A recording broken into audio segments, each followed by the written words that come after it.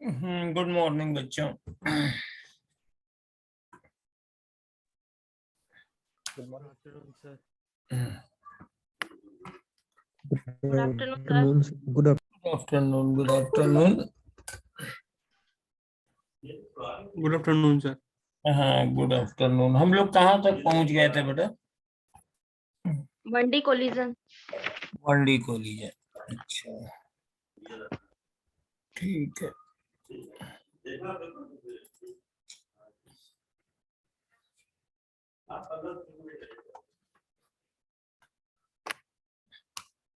Sir आप कल class extra लगवाने वाले थे, लगवाए नहीं?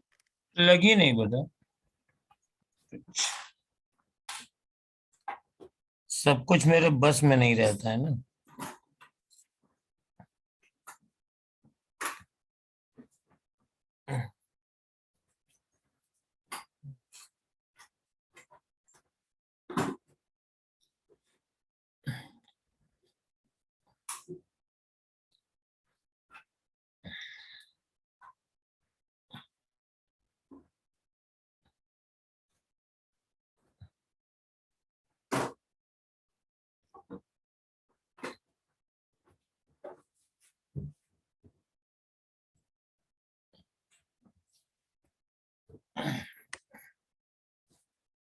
हाँ, तो देखो बेटा, मंडी कोलिजन में हमने दोनों तरह के कोलिजन ले लिए थे और अब उसको क्वेश्चन वाइज हम लोग करना शुरू करते हैं। दो चार क्वेश्चन करेंगे। जैसे सपोज कर लो,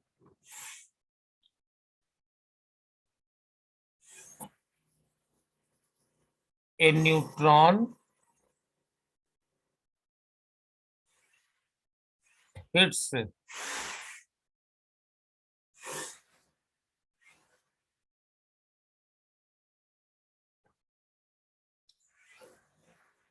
neutron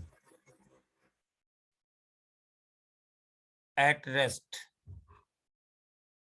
elastically.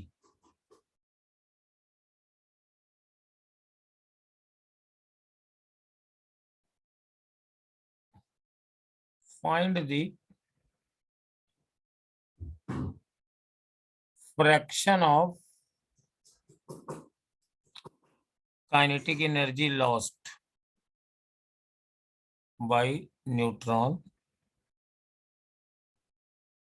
after collision.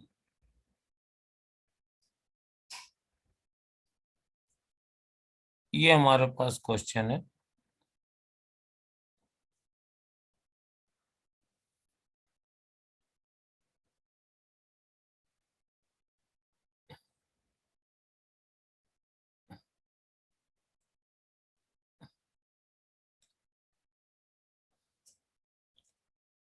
तो ये वन डायमेंशनल कोलिजन है, तो न्यूट्रॉन का मास m मान लिया और न्यूट्रॉन का मास 2m मान लिया। न्यूट्रॉन रेस्ट में है तो U2 इज इक्वल टू 0 और न्यूट्रॉन हिट कर रहा है तो इसकी कुछ वेलोसिटी होगी, हमने u मान ली। कोलिजन के बाद इनकी वेलोसिटी हमने v1 और v2 मान ली। अब ये पूछ रहा है 8/9 आएगा सर। हैं? 8/9। हाँ, 8/9 आएगा। अगर सबको आ गया हो तो हम ना बताएं। बताइए सर, हमने लगाया है। बताइए। हाँ, बता रहे हैं, वही तो। अब यहाँ पर fraction of kinetic energy lost by neutron है, तो काइनेटिक एनर्जी न्यूट्रॉन की पहले कितनी थी? हाफ mu² और बाद में कितनी है? Half mv1²। तो लॉस कितनी हुई? डेल्टा के of neutron half mu² minus half mv1²। और फ्रैक्शन लॉस कितना हुआ? लॉस अपॉन इनिशियल तो ये है, तो half mu square minus half m v1 square upon 1/2 mu square.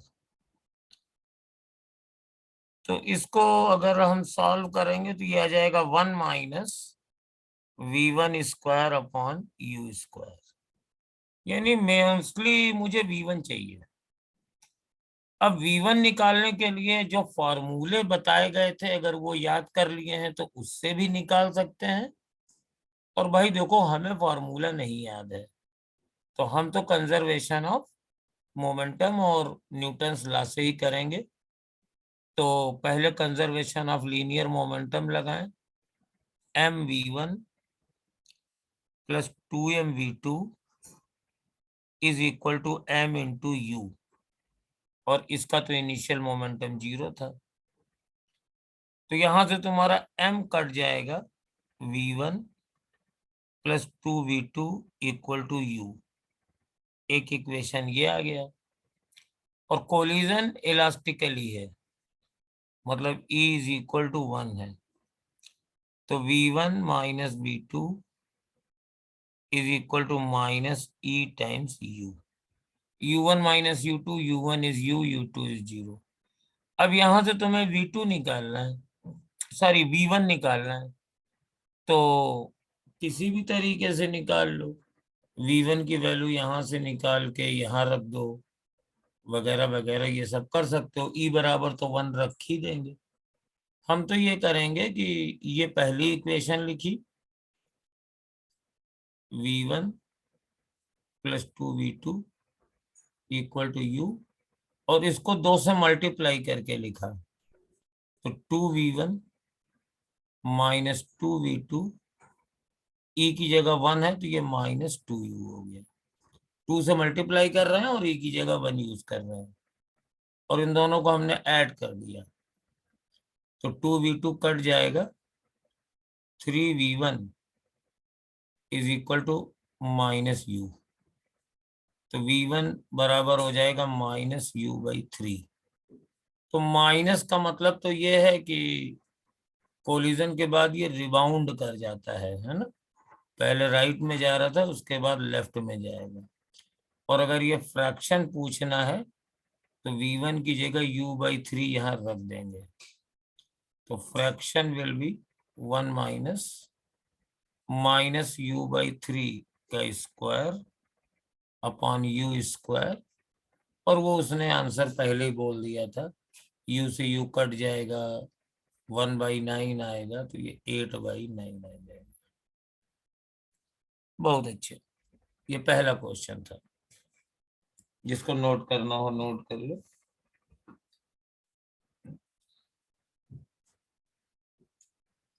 Sir इसमें कोलिजन के बाद पार्टिकल रिबाउंड हो रहा है ना? कोलिजन के बाद, पार्टिकल रिबाउंड हो रहा है ना? हाँ कोलिजन के बाद न्यूट्रॉन रिबाउंड हो रहा है।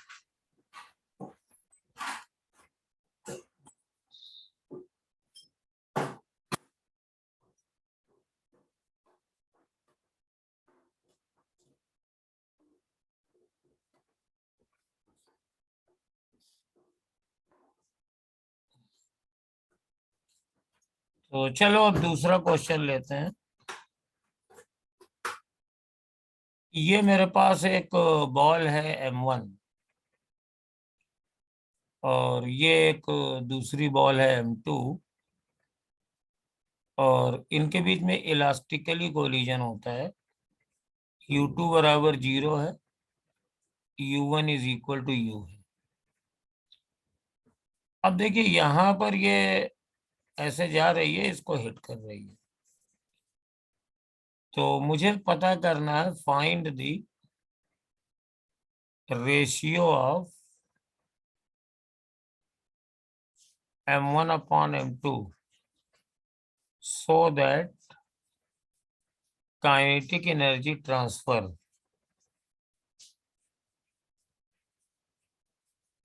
is maximum। Kinetic energy transfer क्या होगी? सपोज कोलिजन के बाद इनकी वेलोसिटी v1 v2 है, तो इसकी वेलोसिटी u2 से v2 हो गई है और वो काइनेटिक एनर्जी आई है इसकी वजह से। तो ट्रांसफर्ड काइनेटिक एनर्जी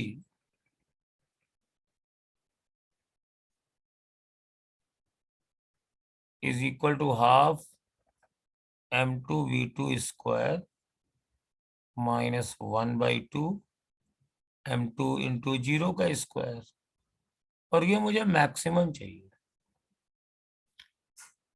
तो यहाँ पर ये तीन कंडीशन होती हैं, m1 और m2 का रेशियो क्या हो कि m2 की वेलोसिटी कोलिजन के बाद मैक्सिमम जितनी आ सकती है आ जाए, m2 के बाद मोमेंटम जितना ज्यादा से ज्यादा हो सकता है आ जाए, m2 के बाद काइनेटिक एनर्जी ज्यादा से ज्यादा हो जाए।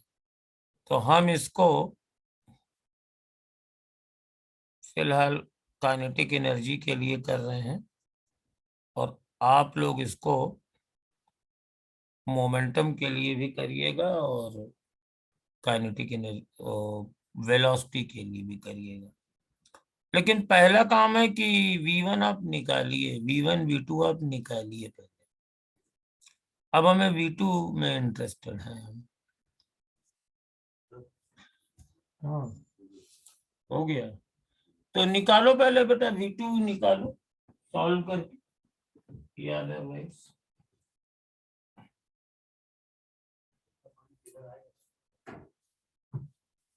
हैं?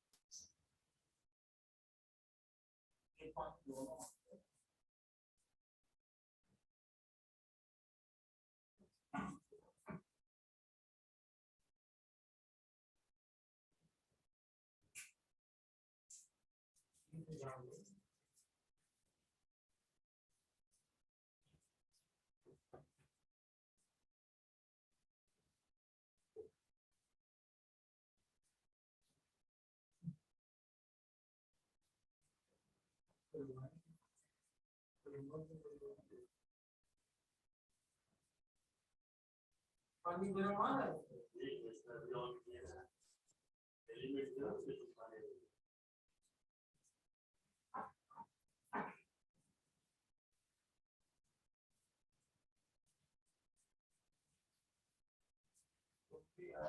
इस समय है, जिस समय क्लास हमें पता चला पहले आ जाए।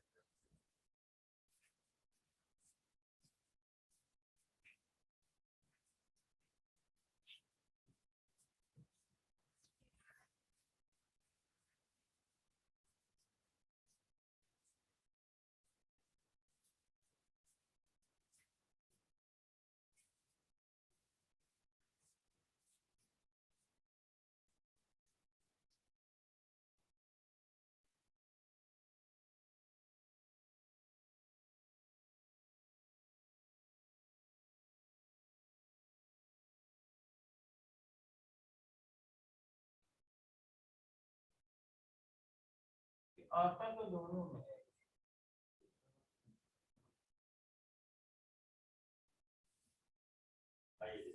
आगे ठीक है, चलिए।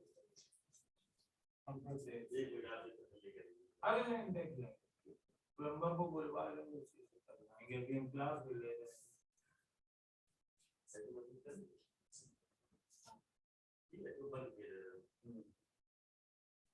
जब आपको चालू करना है तो यहाँ पे बटन ऑन कर दीजिए। हाँ, 2-3 मिनट बाद आ जाएगा।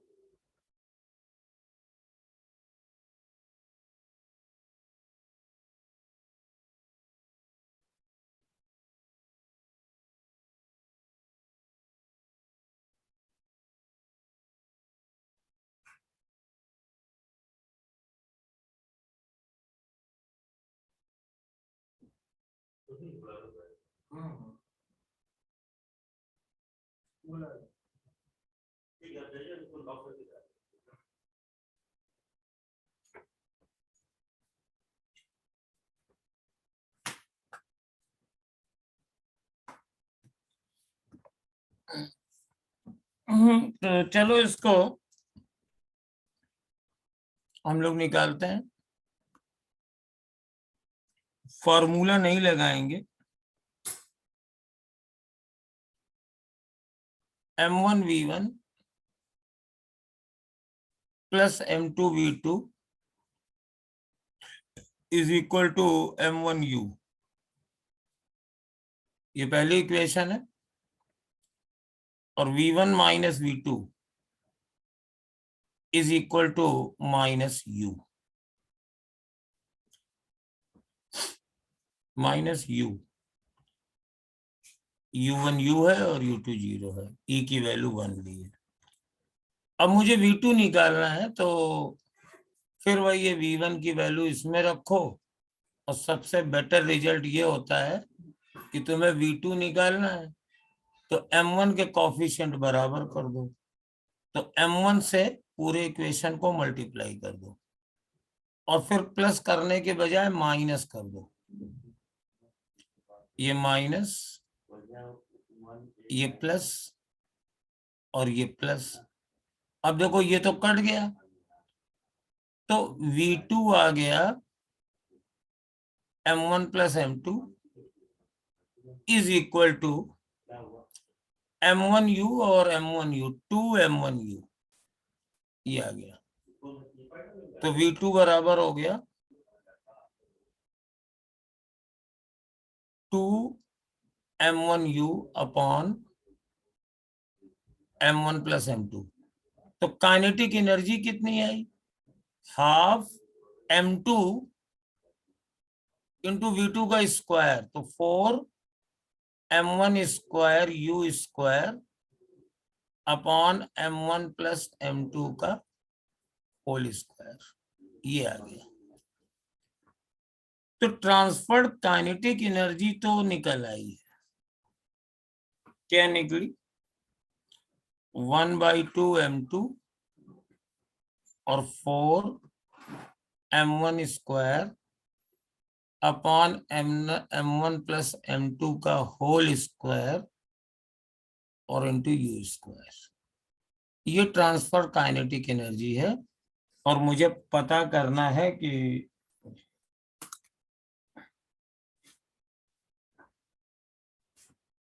M1 और M2 का क्या रेशियो हो। तो रेशियो हम मान लेते हैं।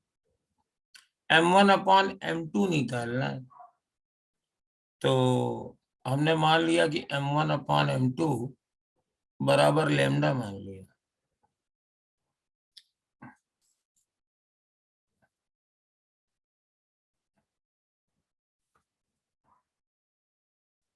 कुछ मुझसे गड़बड़ भी हुई है क्या?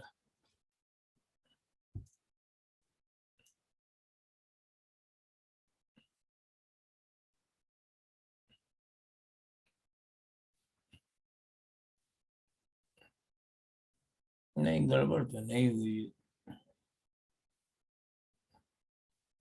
गड़बड़ तो नहीं हुई है।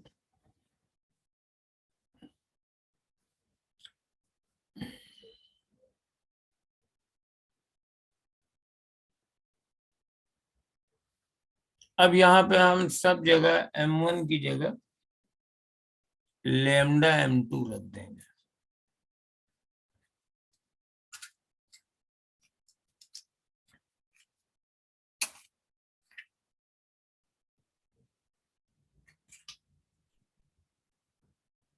तो K बराबर हाफ M2 4, M1 की जगह लैम्डा रख दो, तो lambda square M2 square U square upon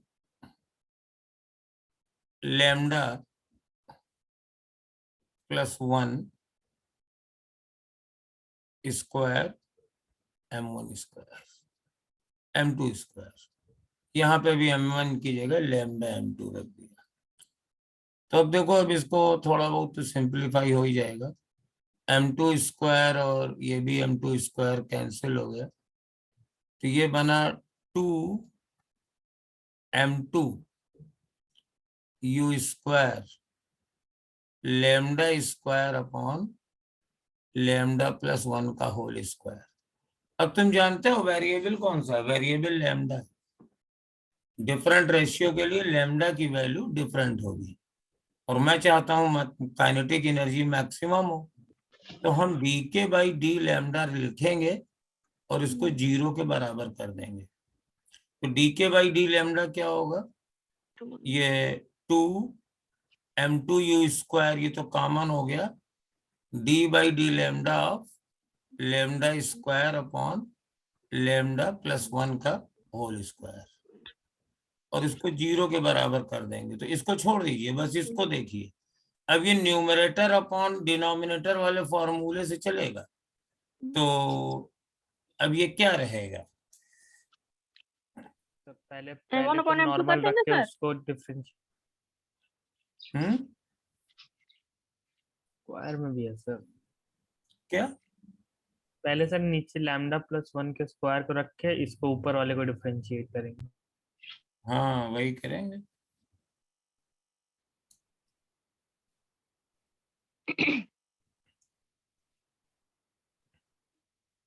तो मैक्सिमम के लिए वैसे ही सोचो, और कुछ तरीका नहीं है। डिफरेंशिएट ना करना पड़े। ये है लेमडा की किस वैल्यू के लिए मैक्सिमम होगा? होल स्क्वायर है ये, क्यों भाई? तो लेकिन बिना डिफरेंशिएट कैसे आएगा? चलो करोगे। तो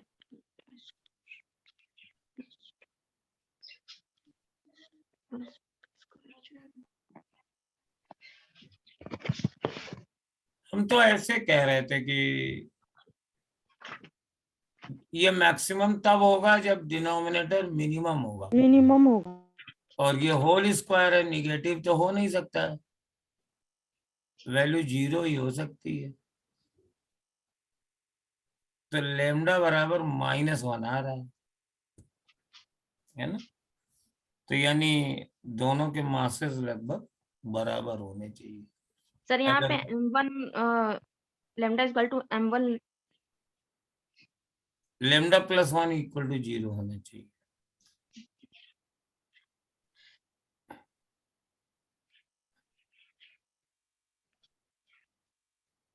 सर 1/2 आना चाहिए क्यों? मैक्सिमम के लिए सर। हाफ हाफ मास होगा तब तो मैक्सिमम आएगा ट्रांसफर एनर्जी। ये किसने बताया? ये इसी ने कहाँ से से? ये नहीं सर, ये फंडा जैसे कहाँ गया? चार्ज, ये फंडा हमने यहाँ से लगा, जैसे चार्ज को मैक्सिमम फोर्स लगाना होता तो उसे डिवाइड हाफ हाफ किया जाता है, Q/2 Q/2। दो फोर्स के बीच की दूरी, मतलब कि दो फोर्स को, दो चार्जों के बीच में मैक्सिमम फोर्स लगेगा। इसी प्रकार मास का भी होता है, दो मास को कितने पे, नहीं, मतलब इसी कितने प्रकार अनुपात में। मास का नहीं होता है। यहाँ मास डिवाइड नहीं कर रहे हैं मास को डिवाइड नहीं कर रहे हैं भाई, रेशियो पूछ रहे हैं।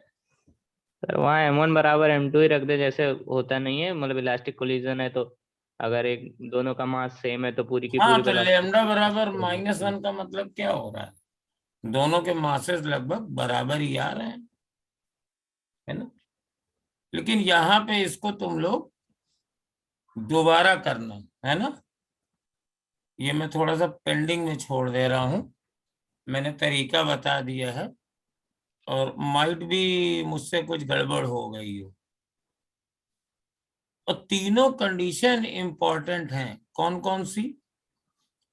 m1/m2 पता लगाना जब वेलोसिटी मैक्सिमम हो m2 की, तो ये तो बहुत जल्दी आ जाता है। देखो, वेलोसिटी तो मैंने निकाल ही ली है, 2m1u/m1 + m2। तो वेलोसिटी v2 है 2m1u/m1 + m2। तो इसको आप फिर ऐसा करिए कि m1 ऊपर है तो 2u upon 1 plus m2 upon m1 कर दीजिए। अब ये वेलोसिटी मैक्सिमम कब होगी? जब ये वाला टर्म 0 होगा। फंडा भाई v2 मैक्सिमम तब होगा जब डिनोमिनेटर मिनिमम होगा। तो यहाँ पर m2 अपॉन m1 की वैल्यू 0 अगर हो जाए तो इसकी मैक्सिमम वेलोसिटी 2u हो जाएगी। और m2 अपॉन m1 बराबर 0 का मतलब क्या है भाई? इसका मतलब है m2 बराबर 0 है, यानी m1 is much much much larger than m2। ये तो फॉर वेलोसिटी है। और फॉर मोमेंटम, तो मोमेंटम दिखा लो भाई, p2 कितना हो जाएगा? ये तो वेलोसिटी है, तो मोमेंटम हो जाएगा 2m1 m2 u upon mass से मल्टीप्लाई कर दिया m1 प्लस m2। अब ये कब मैक्सिमम होगा? तो इसको मैक्सिमम करने के लिए हमारे पास कई तरीके हैं।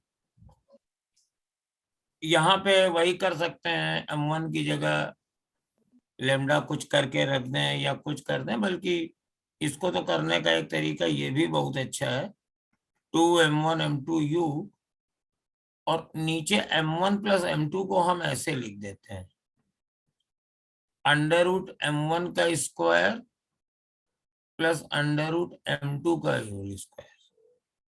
अब -2√m1 m2 माइनस भी कर दिया प्लस भी कर दिया, तो ये वाला टर्म हो जाएगा √m1 माइनस √m2 का whole square plus 2√m1 m2। अब ये डिनोमिनेटर मिनिमम कब होगा? जब ये होल स्क्वायर वाला टर्म 0 होगा। तो √m1 माइनस √m2 बराबर 0, तो √m1 बराबर √m2, यानी अगर m1 बराबर m2 होगा तो सेकंड वाले के पास मैक्सिमम मोमेंटम आएगा। अब हमारे पास ये जो काइनेटिक एनर्जी मैक्सिमम आ रही है, तो ये इसका उल्टा आता है शायद। वेलोसिटी मैक्सिमम तब होगी जब m2 बराबर लगभग 0 हो, और अगर ये उल्टा हो जाए, मतलब ये वैल्यू इन्फिनिटी हो जाए, तब ये काइनेटिक एनर्जी मैक्सिमम होगी। यानी m2 बहुत छोटा ना हो, m2 बहुत बड़ा हो, तो उसके पास मैक्सिमम काइनेटिक एनर्जी आएगी। और वही रिजल्ट हमारे पास काइनेटिक एनर्जी को इससे भी आना चाहिए। तो लेमडा बराबर -1 आ रहा है, और माइनस साइन का सिग्निफिकेंस हम लोग नहीं निकाल पा रहे हैं, तो इसको किसी और जुगाड़ से सॉल्व करके निकाला जा सकता है। तो बहरहाल उसका जुगाड़ निकालेंगे, कंफ्यूजन ना हो। नेक्स्ट क्वेश्चन लेते हैं, और नेक्स्ट क्वेश्चन भी बहुत ही प्यारा सा क्वेश्चन है कि मान लीजिए कोफिशिएंट ऑफ रेस्टिट्यूशन E है, नॉट 0 नॉट 1, और ये m1 है और ये m2 है, ये u वेलोसिटी से चल रहा है और u2 बराबर 0 है। तो कोलिजन के बाद इनकी वेलोसिटीज के रेशियो हमें निकालने हैं। What is v1 upon v2? इसका भी आंसर तुम लोगों को मालूम होगा, बहुत फेमस क्वेश्चन ले रहे हैं, that is 1 minus e upon 1 p। तो इसमें कुछ है नहीं, वही है आपकी कोफिशिएंट ऑफ रेस्टिट्यूशन E है, तो कोलिजन के बाद v1 और v2 हमने मान लिया, तो m1 v1 plus m2 v2 बराबर m1 u, और v1 माइनस v2 इस बार माइनस EU, और मासेस इनके बराबर हैं तब ये रेशियो आता है। तो अगर m1 और m2 बराबर हैं तो m1 m2 इससे कट जाएंगे, तो मेरे पास आ जाएगा V1 प्लस V2 बराबर U, और V1 minus V2 equal to minus EU। और चाहो तो इनमें कंपोनेंटो डिविडेंडो लगा दो या V1 V2 निकाल के उनका रेशियो निकाल दो। इसका answer 1 minus E upon 1 plus E आता है।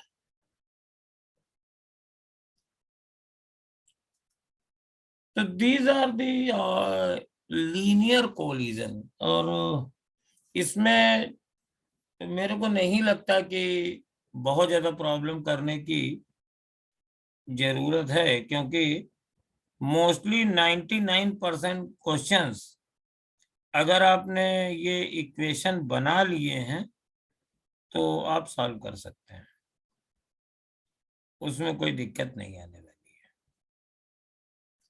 ठीक है, और मैं इसमें अब एक दूसरी चीज लेने जा रहा हूं, दैट इज ऑब्लिक कोलिजन। तो ऑब्लिक कोलिजन आप लोग जानते हो कब होता है? थोड़ी सी इसमें मैकेनिक्स लगाते हैं। जब दो बॉल टकराता है और फिर 90 डिग्री पे नहीं नहीं, वो तो एक स्पेशल केस है। मैं तुम लोगों को एक पिक्चर दे रहा हूं कि जैसे मान लो ये एक ट्रायंगल है बेटा, है,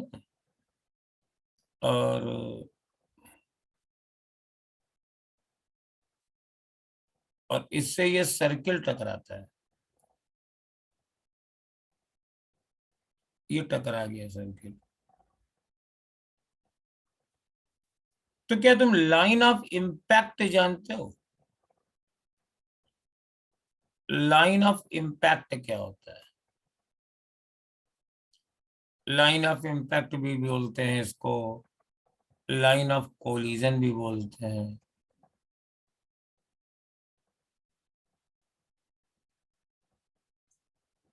देखो दोनों कोलाइडिंग बॉडी टकरा कहाँ रही है, यहाँ पे, है ना?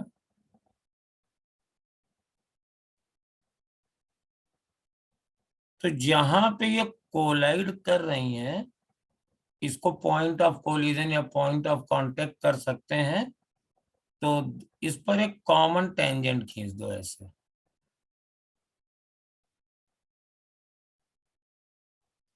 ये कॉमन टेंजेंट खींच दो, और इस कॉमन टेंजेंट पर एक नॉर्मल खींच दो।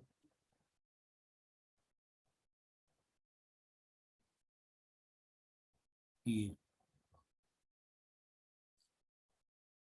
इस वाली लाइन को हम लोग अपनी LOC बोलते हैं, लाइन ऑफ कोलिजन या लाइन ऑफ इम्पैक्ट। क्यों बोलते हैं?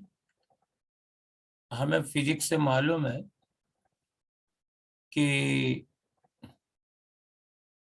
जब दो बॉडीज आपस में कांटेक्ट में रहती हैं तो उनके बीच में दो ही फोर्स लगते हैं, एक नॉर्मल रिएक्शन और दूसरा फ्रिक्शन। तो कोलिजन की कहानी ये है कि हम लोग फ्रिक्शन वाले कोलिजन तो कंसीडर ही नहीं करते हैं, हम लोग हमेशा स्मूथ कोलिजन कंसीडर करते हैं। और तो नॉर्मल डायरेक्शन में ही ये दोनों एक दूसरे पे फोर्स लगाते हैं, ऐसे और ऐसे। ये ट्रायंगुलर बेस इसको इधर पुश करेगा और सर्कुलर बेस इसको इधर पुश करेगा। ठीक है ना? तो यहाँ पे ये जो लाइन ऑफ कोलिजन है ये एक दो तरीके के कोलिजन डिफाइन करता है। जैसे देखो, ये चूंकि हमारे पास ये सेंटर है सर्किल का, सेंटर ऑफ मास है, और इस ट्रायंगल का भी कहीं सेंटर ऑफ मास होगा। तो जब ये कोलाइड करेगा तो ये लाइन ऑफ कोलिजन सर्किल के सेंटर से तो हमेशा पास होगी, क्योंकि सर्किल के किसी भी पॉइंट पर नॉर्मल खींचना है तो वो सेंटर से पास होगी। लेकिन ट्रायंगल के साथ ऐसा नहीं है, तो अब हम लोग क्या करते हैं,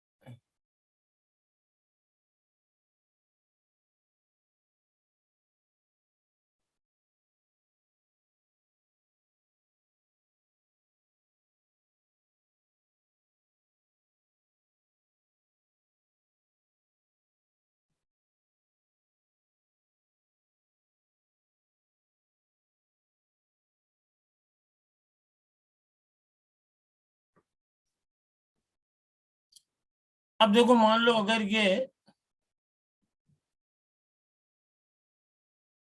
ऐसे टकराए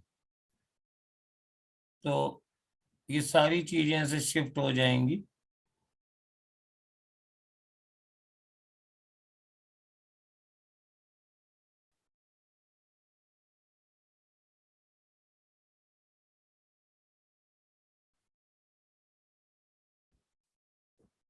तो ये लाइन ऑफ इम्पैक्ट सर्किल के सेंटर से तो अभी भी जाएंगी, सेंटर भी यहाँ पहुंच जाएगा।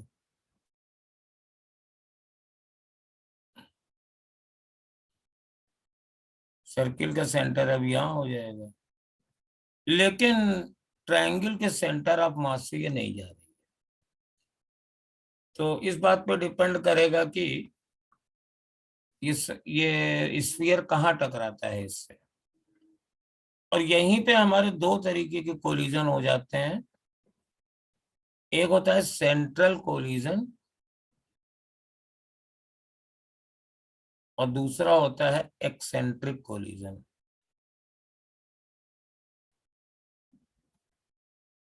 और सेंट्रल कोलिजन तब कहलाता है जब ये एलओसी उनके सेंटर ऑफ मासेस को मिलाने वाली लाइन पर हो। तो इस हिसाब से तुमने देखा होगा कि कोलिजन के ज्यादातर क्वेश्चंस में हम लोग स्फीयर्स ही कंसीडर करते नजर आते हैं। और स्फीयर को कंसीडर करने में एक अच्छाई ये रहती है कि स्फीयर चाहे जैसे टकराए, बड़े हो छोटे हो, मान लो ऐसे टकरा रहे, या मान लो हमारे पास ऐसे टकरा रहे हैं, ऐसे, ये तो इनकी जो लाइन ऑफ कोलिजन रहेगी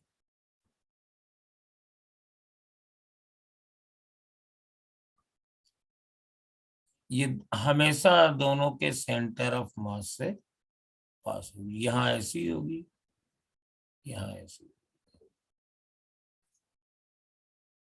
इसीलिए स्फीयर टकराते हैं। ये भी सेंट्रल कोलिजन है, ये भी सेंट्रल कोलिजन है, इसीलिए स्फीयर टकराते हैं। जबकि हमने दो डिफरेंट ज्योमेट्री जब ली थी, ट्रायंगल और स्फीयर, तो ये कोई जरूरी नहीं था कि उनकी जो लाइन ऑफ कोलिजन है, what is line of collision, जिस जगह पे ये दोनों कोलाइडिंग बॉडी कांटेक्ट करते हैं उस पर नॉर्मल, वो जरूरी नहीं है कि दोनों के सेंटर ऑफ मासेस से पास हो। स्फीयर में यह हमेशा पास होता है। और इसके बाद एक होता है हेड ऑन और ऑब्लिक कोलिजन।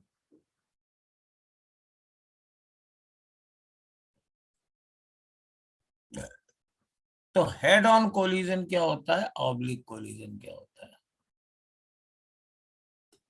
कोलिजन से पहले उन दोनों की कुछ वेलोसिटीज होंगी। तो जैसे मान लीजिए कोलिजन से पहले ये वाली बॉल ऐसे चल रही थी v1, और ये वाली बॉल ऐसे चल रही थी v2। तो ये दोनों वेलोसिटीज जो हैं लाइन ऑफ कोलिजन के अलोंग नहीं थी, अलग अलग थी। और ये मान लीजिए ऐसे चल रही थी v1 से और ये ऐसे चल रही थी v2 से। तो ये दोनों वेलोसिटीज लाइन ऑफ कोलिजन के अलोंग है। तो हेड ऑन कोलिजन में बोथ u1 u2 कहिए, कोलिजन से पहली वाली u1 u2, both u1 and u2 along the LOC यानी लाइन ऑफ कोलिजन। अगर दोनों लाइन ऑफ कोलिजन के अलोंग हो तो वह हेड ऑन कोलिजन होता है। रीजन भी बता दें क्यों। रीजन इसलिए कि फोर्सेस इसी के अलोंग लगते हैं। तो अगर वेलोसिटी और फोर्सेस कोलिजन के एक ही लाइन के अलोंग हैं तो वेलोसिटी के वैल्यूज और डायरेक्शन तो चेंज हो सकती है, लेकिन वो रहेंगी उसी लाइन में और कोलिजन वन डायमेंशनल होगा।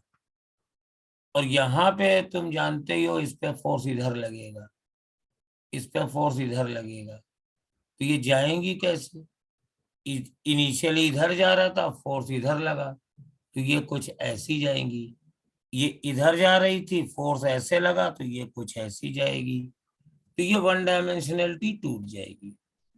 और ऐसे कोलिजन को हम लोग ऑब्लिक कोलिजन कहते हैं। तो हेड ऑन कोलिजन का मतलब क्या है, इसको लीनियर कोलिजन भी बोल सकते हो, 1D कोलिजन भी बोल सकते हो।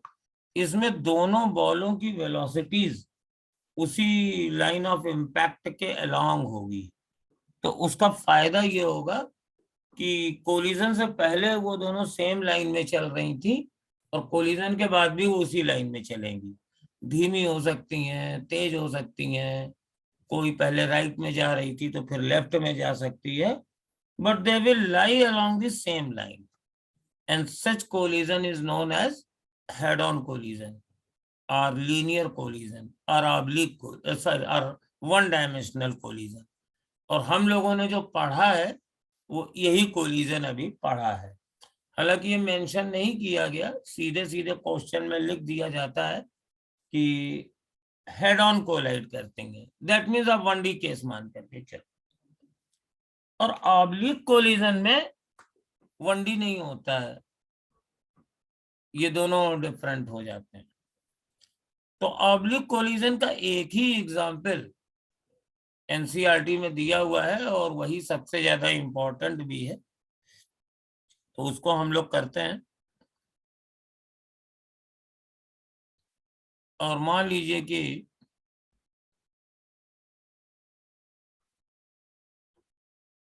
ये एक बॉल आ रही है ऐसे, और ये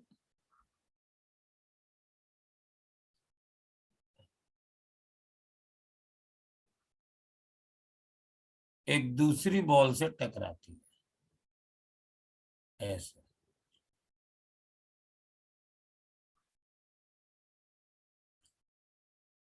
और इसका मास m1 है, इसका मास m2 है।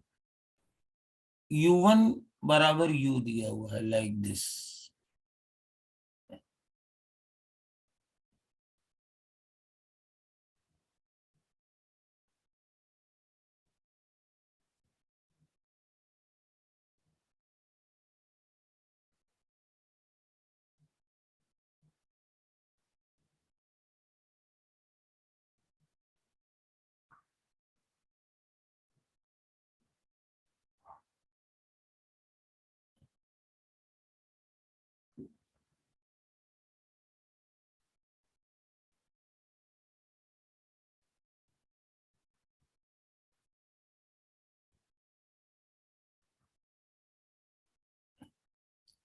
ये m1 है और ये ऐसे जा रही है u वेलोसिटी से, जबकि m2 रेस्ट में है, ये रेस्ट में है।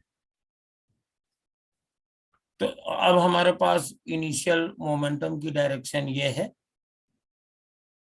जो इनिशियल कंडीशन है वो ये हो गई है।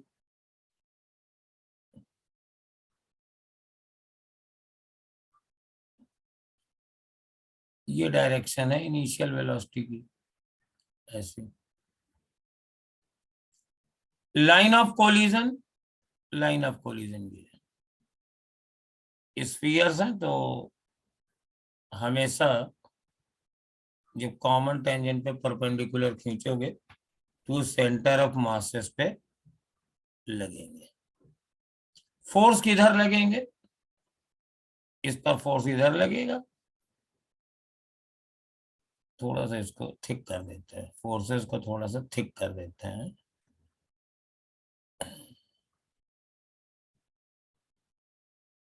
इस पर फोर्स इधर लगेगा और इस पर फोर्स इधर लगेगा। अब देखो क्या सिचुएशन रही, ये जा इधर रही थी, फोर्स इस पे इधर लगा, तो जो चेंज इन मोमेंटम होगा वो इधर होगा, तो इसकी फाइनल वेलोसिटी कुछ ऐसी जाएगी। सपोज ये v1 है, ये एंगल θ1 है, और ये तो इसी डायरेक्शन में जाएगी, तो ये यहां से θ2 डायरेक्शन में जाएगी। बस यही इसका कंक्लूजन है।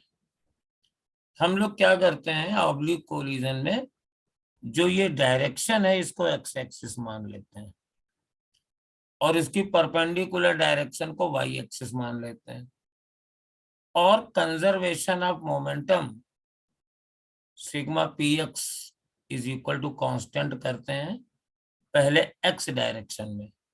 तो मैंने इसी की वेलोसिटी की डायरेक्शन को एक्स माना है, तो कोलिजन से पहले इसका इनिशियल मोमेंटम एक्स डायरेक्शन में m1 u होगा, और कोलिजन के बाद m1 v1 cos θ1, ये इधर है वेलोसिटी, इसका कंपोनेंट इधर हो जाएगा, और प्लस m2 v2 cos θ2। ये m2 है, इधर v2 मान लिया वेलोसिटी, v2 इसी डायरेक्शन में आनी है क्योंकि जिस डायरेक्शन में फोर्स लग रहा है।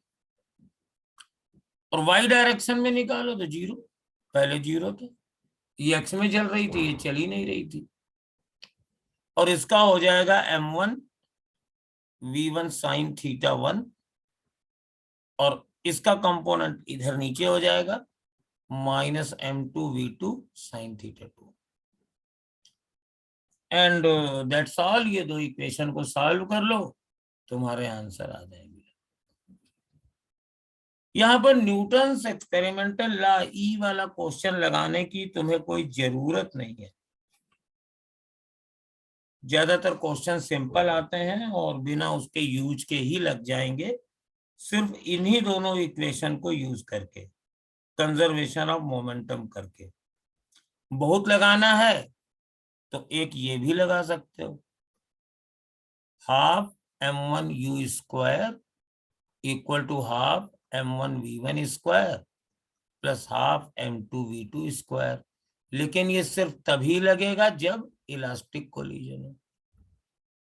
इन इलास्टिक के लिए तो काइनेटिक एनर्जी कंजर्व रहेगी नहीं, है ना, ये तभी लगेगा जब ये इलास्टिक हो। अगर कौन न्यूटन्स एक्सपेरिमेंटल लगाना ही चाहते हैं लगाइए, कोई दिक्कत नहीं है। लाइन ऑफ इम्पैक्ट के अलोंग ही लगेगा और किसी डायरेक्शन में ये नहीं लगता है। और फिर उसके लिए तुम्हें लाइन ऑफ इम्पैक्ट की ज्योमेट्रिकल पोजीशन और सारी वेलोसिटीज को, अगर मान लो यहाँ तुम लगाना चाहते हो न्यूटन्स एक्सपेरिमेंटल लॉ, बहुत उसके बड़े फैन हो तो ठीक है लगाओ v1, लेकिन v1 कौन सी वेलोसिटी? v1 वो वाली वेलोसिटी जो कोलिजन के बाद है और लाइन ऑफ इम्पैक्ट के अलोंग है। तो ये एंगल हमारे पास x था और ये एंगल θ1 है, ये θ2 है, तो v1 इससे बनाती है एंगल θ1 प्लस θ2, तो यानी v1 cos θ1 plus θ2 minus v2 इसी के अलोंग है, सीधी सादी, बराबर माइनस e टाइम्स u लेकिन कौन सा u? इसके अलावा, तो minus E U cos theta 2। Yes, ये कॉस थीटा 2, ये u थी, इसका कंपोनेंट इधर कॉस थीटा 2 और वो रेस्ट में थी। ये इसके लिए न्यूटन एक्सपेरिमेंटल लॉ लगेगा। न्यूटन एक्सपेरिमेंटल लॉ आप एक्स डायरेक्शन में या वाई डायरेक्शन में नहीं लगा सकते, सिर्फ एक ही डायरेक्शन में लगा सकते हैं, जो लाइन ऑफ इम्पैक्ट है। अब चलिए इसको देखते हैं क्वेश्चन कैसे आते हैं। थोड़ा बहुत घबरा तो गए होगे। तो मान लीजिए ये बॉल m मास की है और ये ऐसे आ रही है u वेलोसिटी से, और ये वाली बॉल 2m मास की है और ये रेस्ट में रखी हुई है। और कोलिजन के बाद ये पहली वाली बॉल इधर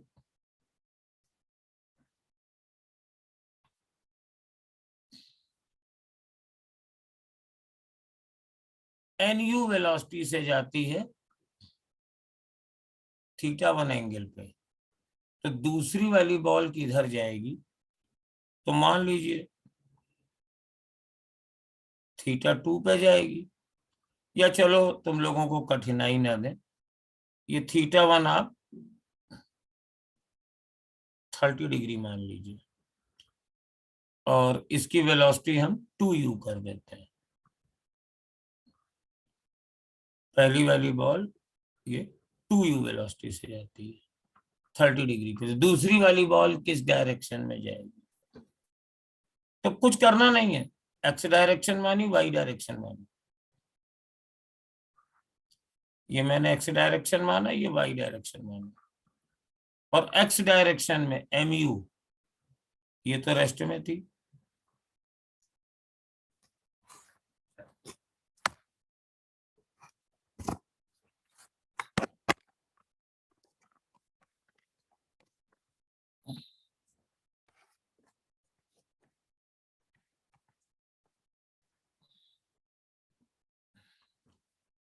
बराबर equal to m into 2u cos 30, और इसकी वेलोसिटी कुछ मान लो v है, और ये वाला एंगल भी θ2 बराबर थीटा मान लो, तो ये हो जाएगा 2m, इसका मास 2m इंटू v और cos थीटा। y डायरेक्शन में 0 equal to m into 2u sin 30 minus 2m into v sin theta. तो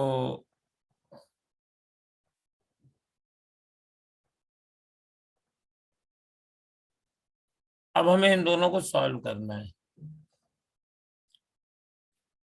कर लेते हैं, कोई दिक्कत वाली बात नहीं है। यहां से देखो तुम्हारा जो कटता पिटता है कर लो, m से m तो कट जाएगा, और ये cos 30 है, और ये तो u ही था, ये u था, cos 30 होता है √3/2, तो 2v cos थीटा पहले वाले को ले रहे हैं, 2v cos theta is equal to u minus 2u √3/2, u minus u √3 आ गया, तो v cos थीटा बराबर आ जाएगा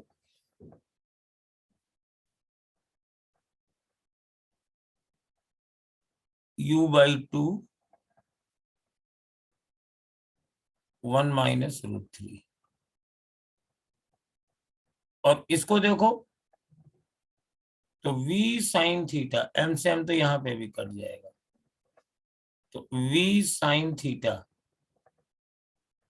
इज इक्वल टू, ये 2 से 2 भी काट दो, v sin थीटा बराबर u/2 आ जाएगा। ये अब बहुत अच्छी बात है, अगर तुम्हें v की वैल्यू चाहिए तो ये v cos थीटा है, ये v sin थीटा है, और ये कोई कठिन नहीं है हैंडल करना। v sin थीटा बराबर आ गया u/2 और v cos थीटा आ गया u/2 1 - √3। यही था ना? हाँ यही था, ये 2 था, ये 2 इधर आया था।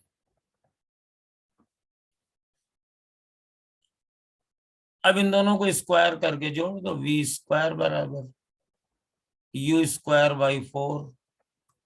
1 + 1 - √3 का स्क्वायर, तो u²/4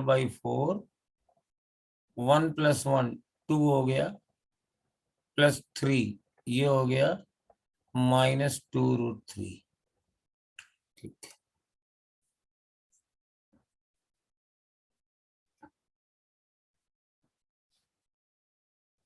तो v बराबर u/2 और √5 - 2√3। तो सेकंड बॉल की वेलोसिटी आ गई। डायरेक्शन डिवाइड कर दो भैया, tan थीटा बराबर 1/1 - √3, तो थीटा की वैल्यू भी आ जाएगी इसमें। ठीक है ना? तो ये दोनों ही चीजें सॉल्व हो गई। मोस्ट ऑफ द क्वेश्चंस तुम्हें कैसे मिलेंगे? वो ऐसे बोल देंगे कि ये एक 2 kg की बॉल है, ये 10 मीटर/सेकंड की स्पीड से आ रही है, सामने एक 4 kg की बॉल है, कोलिजन के बाद पहली वाली बॉल 30 डिग्री पे जा रही है, दूसरी वाली बॉल 45 डिग्री पे जा रही है, तो इनकी वेलोसिटीज बताओ। अब ये और सिंपल है, आप तुरंत ये डायरेक्शन XY मानो, तो 2 kg v1 cos 30 यानी √3/2 प्लस 4v2 cos 45 यानी 1/√2 बराबर 2 × 10 यानी 20। ये पहली इक्वेशन आ गई। y डायरेक्शन में करो तो 2v1 sin 30 यानी 1/2 -4v2 sin 45 यानी 1/√2 बराबर 0। इस इक्वेशन को सॉल्व करना और इजी, इसमें तो कुछ रखा ही नहीं है।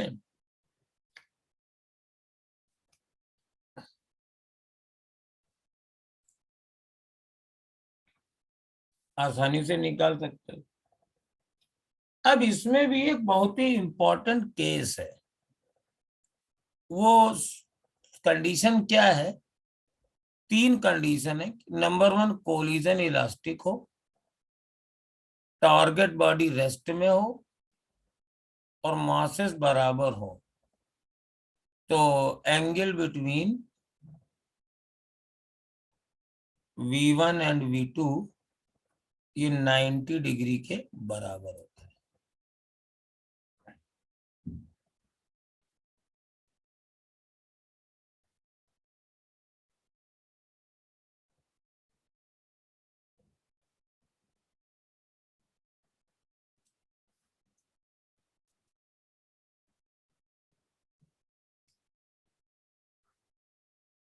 अब इसको प्रूव कैसे करें? करते हैं।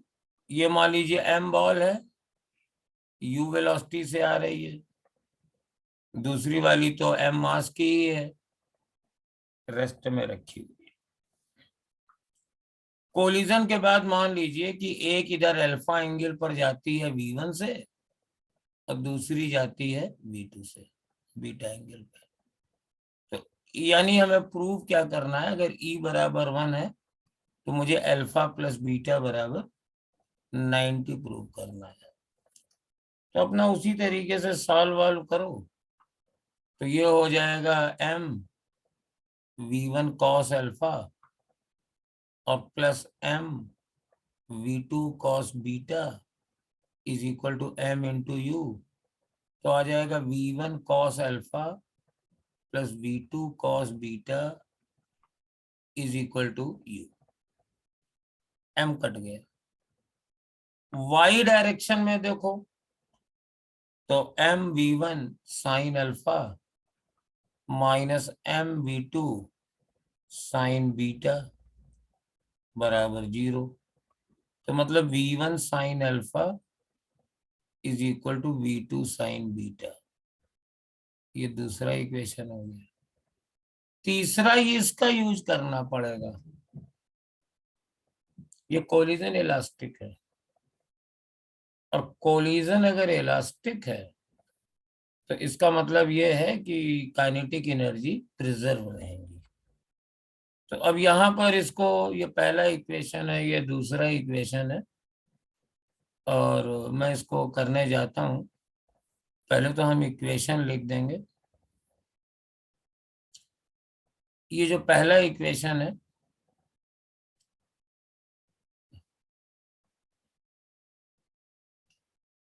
v1 cos alpha plus v2 cos beta equal to u, यही था ना। हाँ, अब दूसरा वाला भी लिख देते हैं, v1 sine alpha minus v sine beta equal to 0। इन दोनों को स्क्वायर कर दो और ऐड कर दो। तो v1 cos अल्फा, इसका स्क्वायर किया, ये u स्क्वायर हुआ, इसका स्क्वायर किया, ये 0 स्क्वायर हुआ। अब इसका स्क्वायर करेंगे तो क्या मिलेगा, v1 square cos square alpha plus v2 square cos square beta plus 2v1 v2 cos alpha cos beta. इसका स्क्वायर करेंगे तो v1 square sine square alpha plus v2 square sine square beta minus 2v1 v2 sine alpha sine beta equal to u square plus 0 square. इन दोनों में v1 square common ले लो तो cos square alpha plus sine square alpha 1। इन दोनों में v2 square common ले लो तो v2 square cos square beta plus sine square beta 1। इन दोनों में 2v1 v2 कॉमन ले लो तो आ जाएगा cos alpha cos beta minus sine alpha sine beta equal to u square. इस टर्म पे विशेष ध्यान दो, ये ट्रिग्नोमेट्री का है। ये v1 स्क्वायर ठीक है, ये v2 स्क्वायर ये भी ठीक है, 2v1 v2, और ये है cos अल्फा प्लस बीटा बराबर u स्क्वायर। और e बराबर 1 क्या बताता है, e बराबर बताता है half m u square equal to half m v1 square plus 1/2 m v2 square. 1/2 m कट गया तो v1 square plus v2 square बराबर u स्क्वायर। यानी ये दोनों टर्म इससे कट जाएंगे, यानी ये वाला टर्म 0 के बराबर होगा। तो ये तो 0 है नहीं, तो कॉस अल्फा प्लस बीटा ये 0 है, और इसका मतलब है अल्फा प्लस बीटा 90 है। कॉस 90 की वैल्यू 0 के बराबर होती है।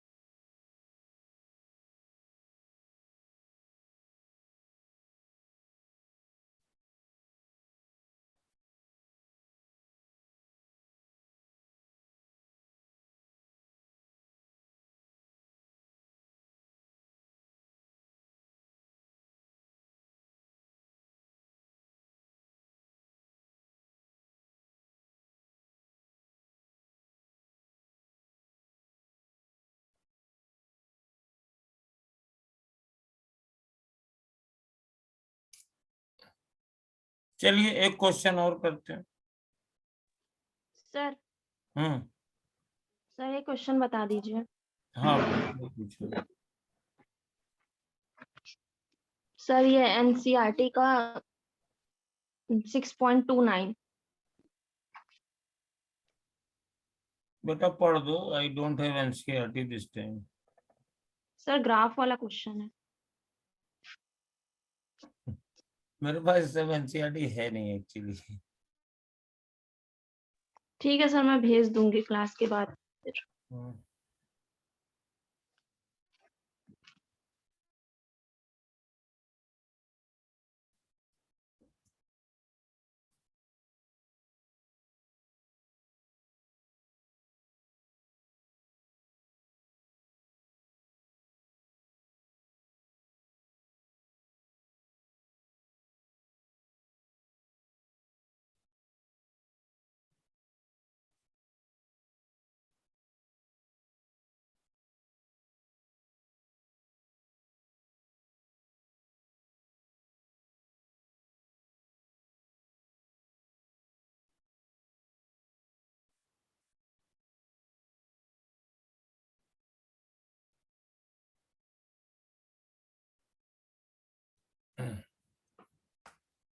तो बेटा ये कोलिजन के थे एग्जाम्पल, और शीट मैंने भेजी दी है तुम लोगों को, और फिर देखते हैं कल, है ना। आज का सर शीट का क्वेश्चन नंबर 8 बता दीजिए। शीट का क्वेश्चन नंबर 8, हाँ शीट तो मेरे पास है इस समय।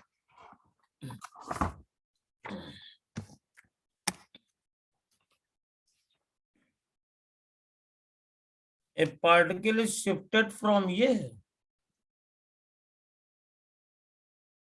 है बेटा। सर बता रही हूँ, 1 मिनट। तो वो सेवरल फोर्सेस वाला है, 8 वाला, जिसमें 2 फोर्स दिए गए, 2 position.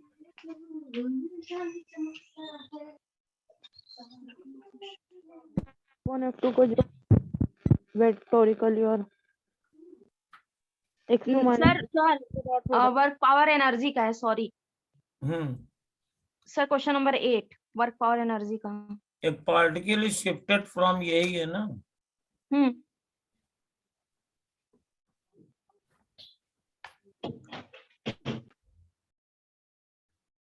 A particle is shifted from, तो इसमें s वेक्टर कितना हुआ?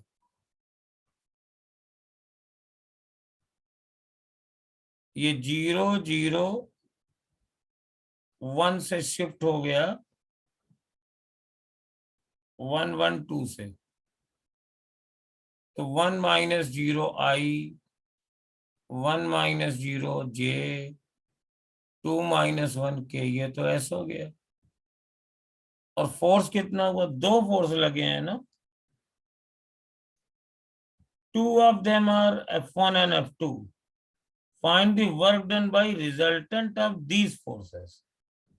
तो चूंकि पार्टिकल है तो मैं रिजल्टेंट ले लेता हूं। पहला फोर्स है तुम्हारे पास 2i plus 3j minus k और plus i minus 2j plus 2k। तो इनको जोड़ दो बेटा, 2i और i 3i हो गया, और प्लस j हो गया, और प्लस k हो गया। अब F डॉट s ये वर्डन है, तो 3 इंटू 1 3 आ गया, 1 इंटू 1 1 आ गया, 1 इंटू 1 आ गया। तो बेटा 5 जूल आंसर आ रहा है इसका।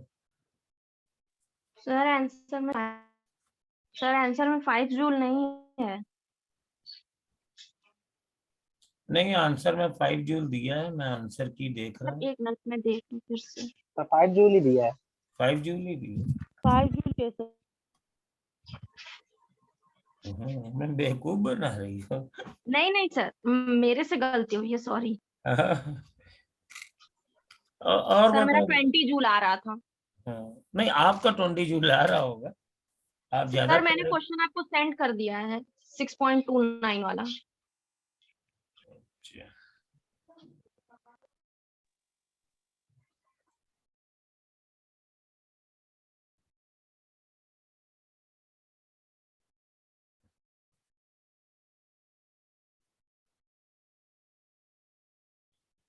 Which of the following potential energy curve cannot possibly describe the elastic collision of two billiard balls? Here R is the distance between center of the balls. इस type का question इस बार FLT में भी दिया था ना मैंने।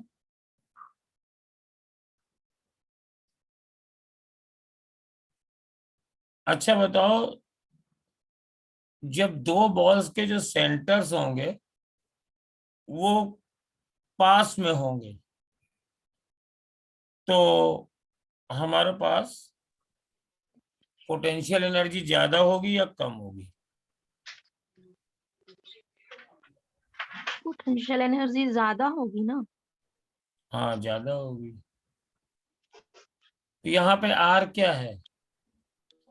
यहाँ पे दोनों आर के बीच में डिस्टेंस, जैसे ये दो बॉल टकरा रही हैं तो ये सेंटर के बीच में डिस्टेंस 2r है, r बराबर 2r। तो इस समय तो पोटेंशियल एनर्जी 0 होगी, है ना? और मैक्सिमम कब होगी? ये दोनों सेंटर एक दूसरे के जितना पास में होंगे डिफॉर्मेशन उतना ही ज्यादा होगा और पोटेंशियल एनर्जी भी उतनी ही ज्यादा होगी।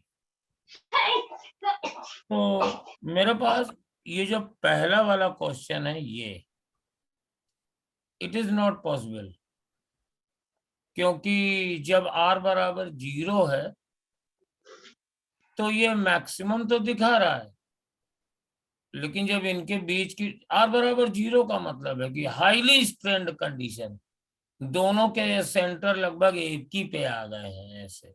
Yes sir. और जैसे जैसे ये डिस्टेंस ओपन होगी इट शुड डिक्रीज, क्योंकि डिफॉर्मेशन कम होगा। तो ये तो पॉसिबल है नहीं,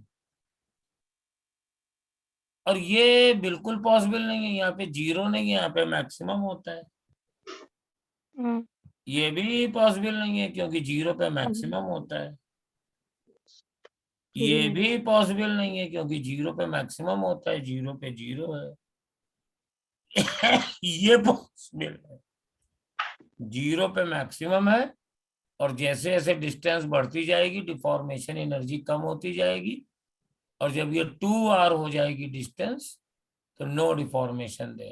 सर इसमें ये वाला नहीं हो सकता जो लास्ट वाला ग्राफ है? ये वाला सर वो भी तो डिक्रीज हो रही है। नहीं, अभी तो इस पे हम आए नहीं है। अच्छा। ये वाला जो है इसलिए नहीं हो सकता है क्योंकि ये कांस्टेंट नहीं रहेगा। अच्छा। अगर ये ग्राफ ऐसा आ जाता जो इन्होंने दिया नहीं है, सपोज ये होता और फिर ये होता, ये पॉसिबल है। यहाँ मैक्सिमम है, डिफॉर्मेशन कम होता गया, पोटेंशियल एनर्जी तुम्हारी कम होती गई, लेकिन अल्टीमेटली कंप्लीट रिकवरी नहीं हो पाई, तो जो बची थी वो बनी रह गई। ये हो सकता था जो इन्होंने दिया नहीं है।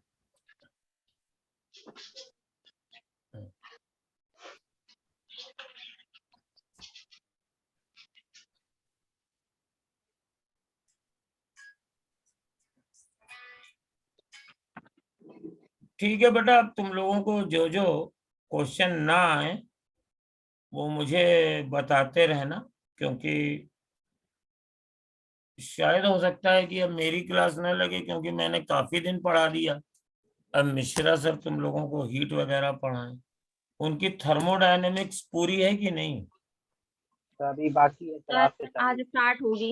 हाँ तो स्टार्ट होगी तो मतलब अब उनकी भी क्लास लगेगी, तो हो सकता है हमारी क्लास ना लगे। तो डोंट वरी, कोर्स तो हमने पूरा ही कर लिया है हम लोगों ने।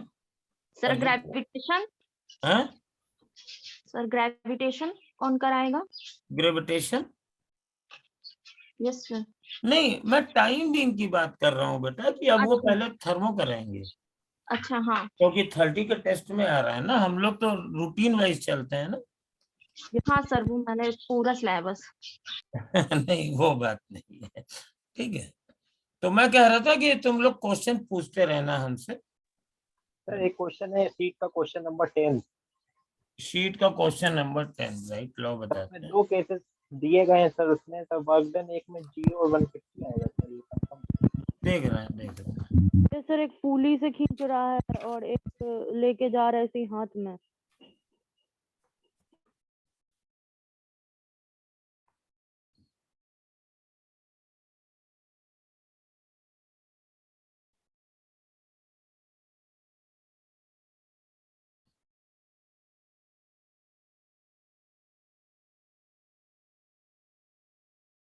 हाथ में लेके जा रहा है तब तो वर्क डन 0 है। ये तो Yes, sir. एग्जाम्पल तुम लोग छोटी क्लास में ही पढ़ते होगे। सर ये वाला फर्स्ट वाला तो सर 0 हो जाएगा, सेकंड वाला, सेकंड इसमें कैसे होगा? सर सेकंड नेगेटिव होना चाहिए क्योंकि वर्क डन अगेंस्ट ग्रेविटी हो रहा है ना। सेकंड में क्या है? सर एक बार ये- सेकंड वाला पूरा एक्सप्लेन कर दीजिए। सेकंड वाला ही बता रहे हैं। फोटो का देखिए, सेकंड फोटो। वाले पे ये पर्सन इधर फोर्स लगा रहा है ना, कितना लगा रहा है? F बराबर T, ठीक है ना। Yes sir. और ये जा किधर रहा है? इधर ही जा रहा है। हाँ yes sir, positive. Yes sir. इसमें तो वर्क डन होगा ना, F इंटू एस जितना भी चलेगा, और फोर्स की वैल्यू T के बराबर होगी। और T कितना होगा बराबर।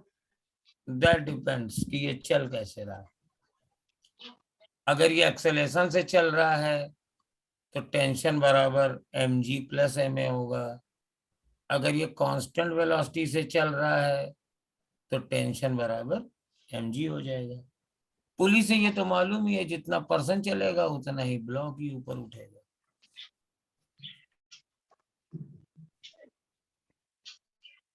सर तो अगेंस्ट हो जाएगा। नहीं नहीं, पर्सन ये चल के काम कर रहा है ना, पर्सन जो फोर्स लगा रहा है और जो डिस्प्लेसमेंट है, तो पर्सन का वर्क डन ये हो जाएगा ना। अगर तुम ब्लॉक पर पूछोगी तो टेंशन का वर्क डन तो पॉजिटिव होगा और mg का नेगेटिव होगा।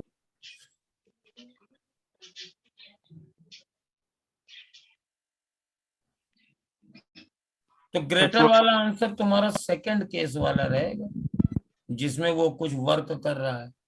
और पहले वाले केस में तो पर्सन चल ऐसे रहा है और mg को बैलेंस करने के लिए फोर्स ये ऊपर लगा रहा है, तो डिस्प्लेसमेंट और फोर्स के बीच में एंगल 90 डिग्री हो गया। सर तो इसमें अरे यूनिट सर इसमें तो ये पता चल जा रहा है कि फर्स्ट सेकंड वाला बड़ा है, लेकिन मेरा यूनिट में आ रहा था, मतलब मेरा 294 आंसर आया था।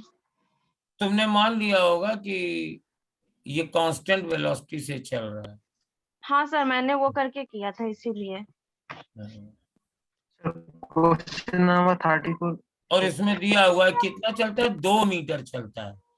तो ठीक है, 15 kg का ऑब्जेक्ट है, तो 15 इंटू जी, ये हमारे पास टेंशन हो गया, और इसको 2 से मल्टीप्लाई कर दो तो ये। हाँ सर यही किया था सर, मैंने 9.8 ले लिया था 10 की हाँ जगह, हाँ ठीक है, तो 300 आ जाएगा। 300 जूल का वर्क आ जाएगा। तो और कोई भी यूनिट बोल रहा था, बताओ। सर क्वेश्चन नंबर 34 देखिए। 30 34। 34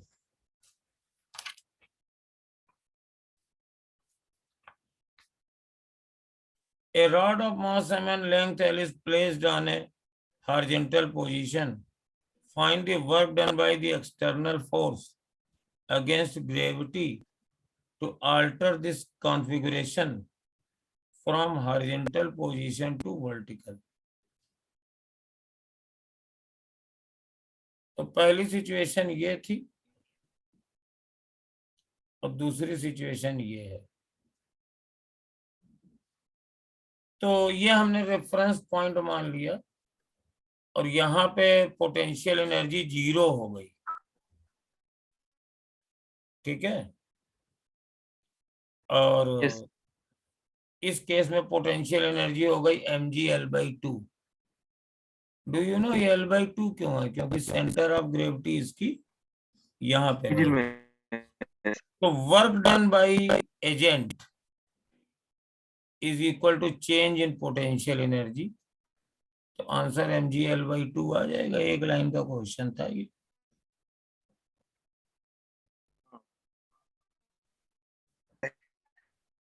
थैंक यू। हाँ,